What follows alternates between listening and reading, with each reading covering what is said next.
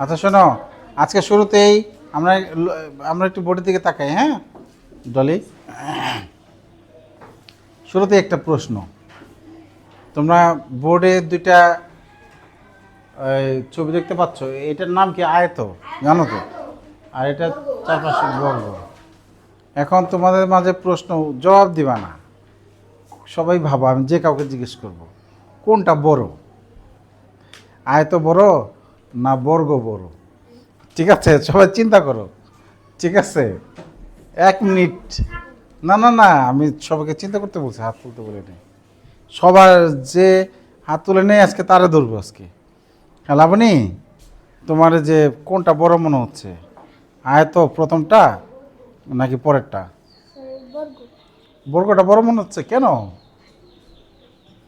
কোনো যুক্তি আছে? আয়ত, ও আবার বর্গ থেকে আবার আয়ত বলতেছে, বর্গ। আচ্ছা, হ্যাঁ হ্যাঁ, তোমার তোমার ফাহিমা কোনটা বড় মনে হচ্ছে? দেখি ফাহিমার কাছে কোনটা বড় মনে হচ্ছে, তোমার কাছে কোনটা বড় মনে হচ্ছে? দুই ফাহিমা এক জায়গায় বসছে, মিম। হ্যাঁ হ্যাঁ, আয়ত বড় মনে হচ্ছে। আচ্ছা, তোমার কাছে মুস্তফা? মানে যে এটা এটা বেশি বড় মনে হচ্ছে তো আয়ত? না না না, আমি যাকে ধরি তাকে। ঠিক আছে। মিম, তোমার কাছে কোনটা বড় মনে হচ্ছে? বর্গ। কেন, যুক্তি আছে কোনো? মেপে দেখছে, আচ্ছা ওকে। হ্যাঁ, না এখানে আসলে নাম আপলো হবে, কারণ হলো কি, মেপে এখানে লেখাই আছে, এই যে 5, এই যে 3, আর এটা 4, এই যে 4। এখন তোমার কাছে কোনটা বড় মনে হচ্ছে? বর্গ। কেন, কোনো যুক্তি আছে?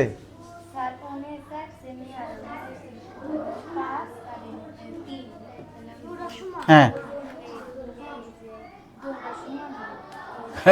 প্রথমে বলছে বর্গ বড়, শেষে বলছে দুইটা সমান।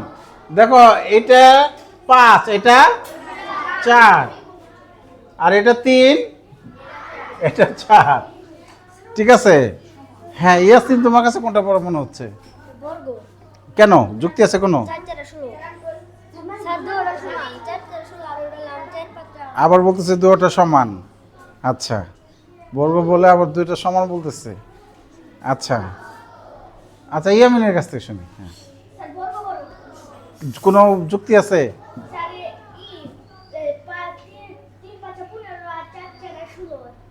4 4 16 হয়, এটা কি কি হিসাব করলা এটা?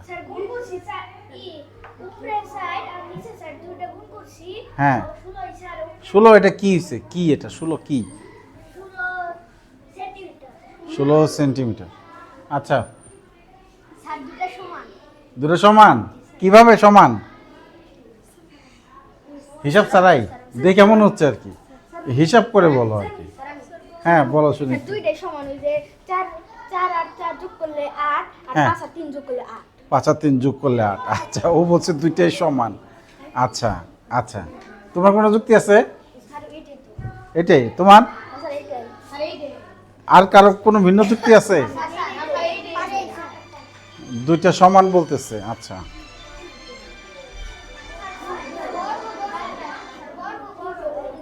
হ্যাঁ, আচ্ছা আচ্ছা, এবার আমি বলি। আচ্ছা, তাহলে আসলে এবার আমি বলি তাহলে কোনটা বড়। হ্যাঁ ঠিক আছে। ও আচ্ছা, এতক্ষণে ঠিক আছে। দেখো এই আচ্ছা, বই বই দেখছো নিচে। আচ্ছা ঠিক আছে, তোমরা যে যুক্তিটা দিছিলা 4 4 8 আর 5 আর 3 8, যোগ না, এটা যোগ করে জায়গার পরিমাপ করা যায় না। হ্যাঁ, যোগ করে জায়গার পরিমাপ, সীমানার পরিমাপ করা যায়। এই যে এই সীমানা মানে বর্ডার, ধরো যে বেড়া দিব, তখন আমাদের এই 5 আর 3 8, 8 2 গুণে 16, এটার 16 সেন্টিমিটার বেড়া লাগবে। এটা হলো 4 4 8, 8 4 12, 12 আর 4 16, এটারও বেড়া লাগবে 16 সেন্টিমিটার। ঠিক আছে, দুইটার পরিসীমা সমান, কিন্তু কিন্তু এটার ক্ষেত্রফল হলো 3 5 5 গুণ 3 সমান 15। আর এটার ক্ষেত্রফল হলো 4 গুণ 4 বাহু স্কোয়ার বা 4 গুণ 4 সমান 16। এটার চাইতে এটার জায়গা বেশি, এই যে জায়গার বেশি এটাকে আমরা বলি ক্ষেত্রফল। কি বলি? ক্ষেত্রফল। হ্যাঁ, দৈর্ঘ্য আর প্রস্থ গুণ করে তখন আমরা তুলনা করব কোনটা বড়।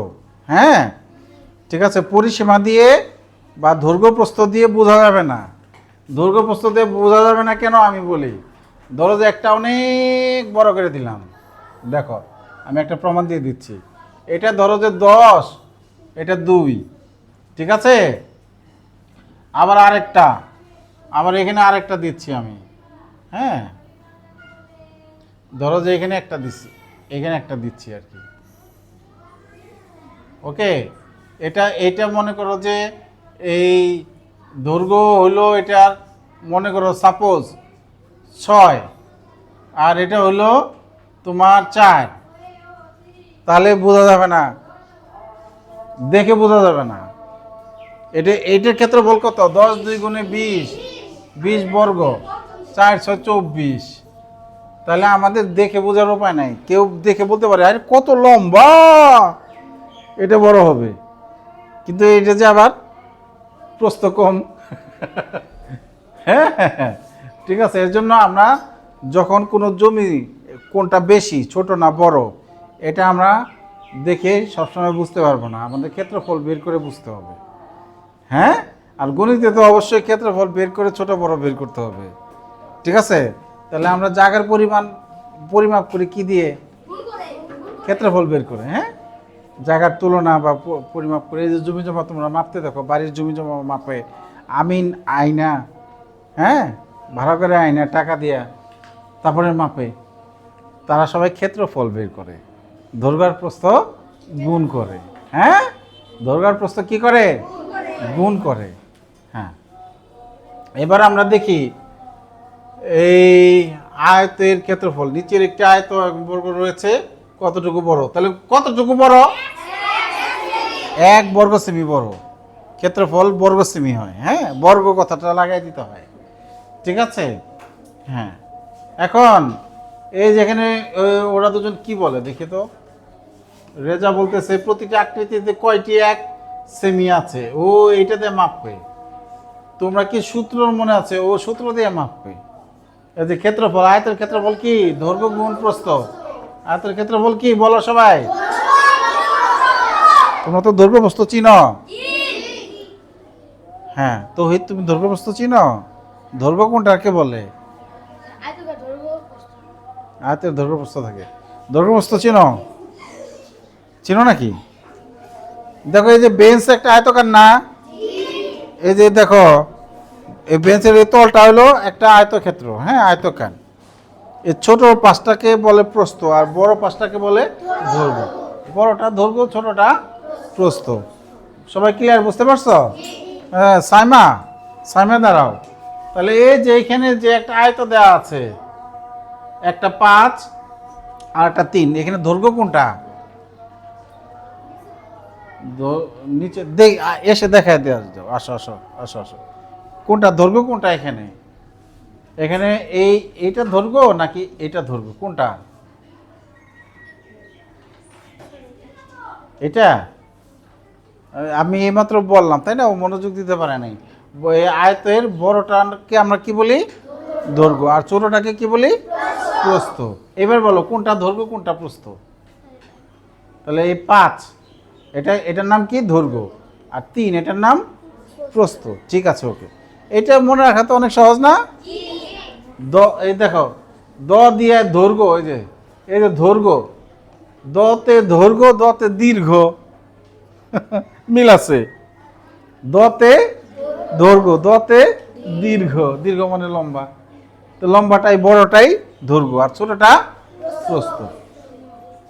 যাক, দৈর্ঘ্য প্রস্থ তো চিন্তার করার সমস্যা নাই, খালি ছোট বড় চিনলেই হয়। খালি ছোট বড় চিনলেই হলো, তাই তো?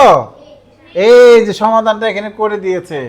হ্যাঁ, আয়তের ক্ষেত্রফল 5 সেমি, 3 সেমি, 15 বর্গ সেমি। আর বর্গের ক্ষেত্রফল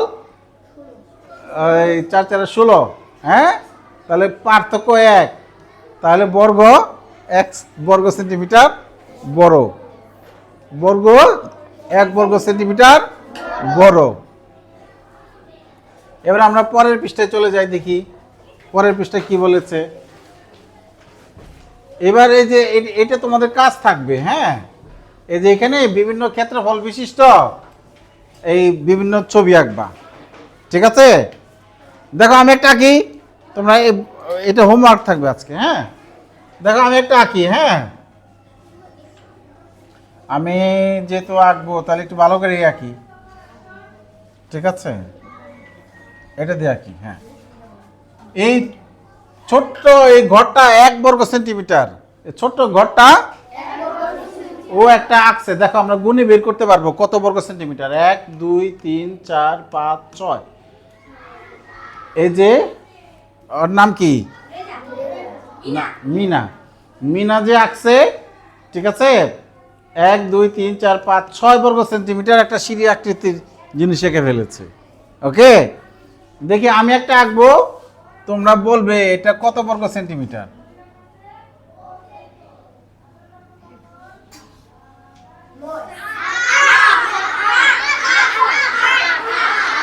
হ্যাঁ দেখো, কারো কেউ কেউ ওই 1 2 3 4 5 6 7 8 সবগুলা ঘর গুণ আমরা বলতে পারি, আরেকভাবে বলতে পারি। কিভাবে দেখছেন?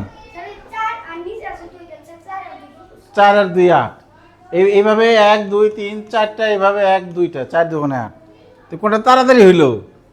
তাড়াতাড়ি হইলো কোনটা? 4 দুগুণে 8। দেখো এটা তো ছোট, আমি আরো বড় করে রাখি, হ্যাঁ। দেখো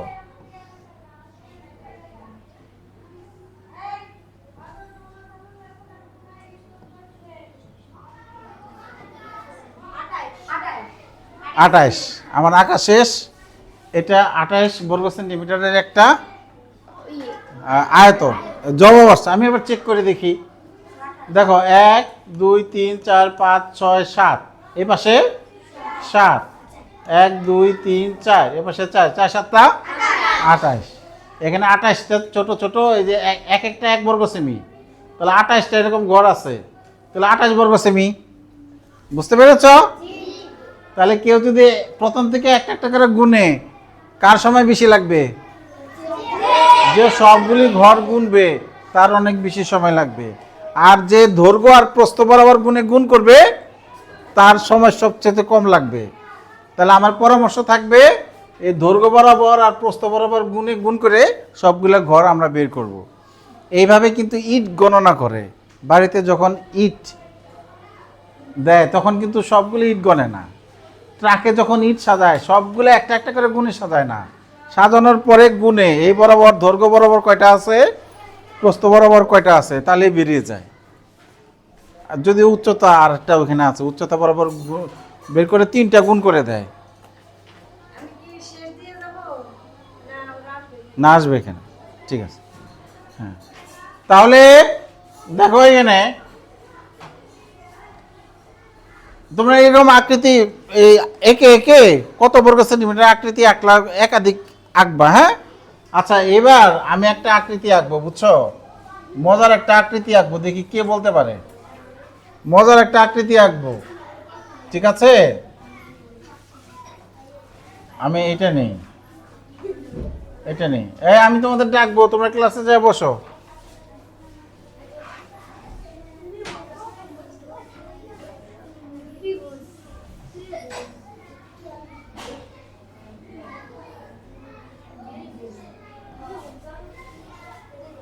এটার ক্ষেত্রফল কত? কেমনে কেমনে বললা, কেমনে?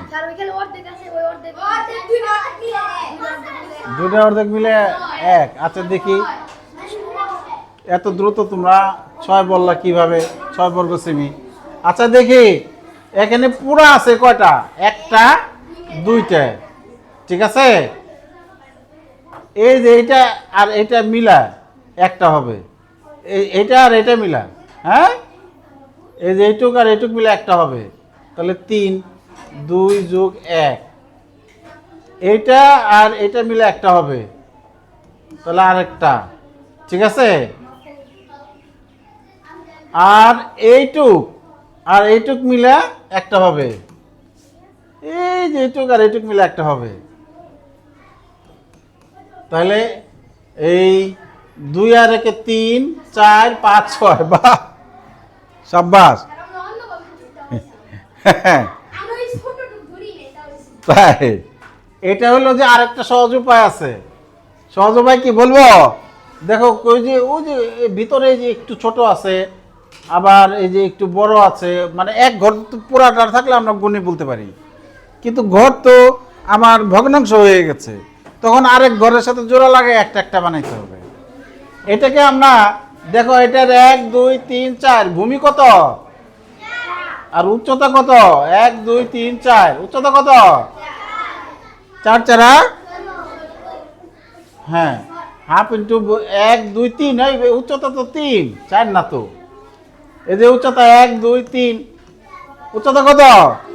3, এই দুটো গুণ করি, 3 4 12 অর্ধেক 6।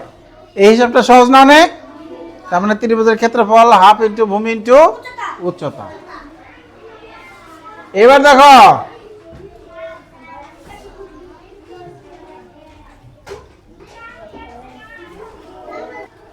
দেখো এই যে বড় ক্ষেত্রফল নির্ণয়ের জন্য আরো কিছু একক রয়েছে। 1 এওর হলো 100 বর্গ মিটার।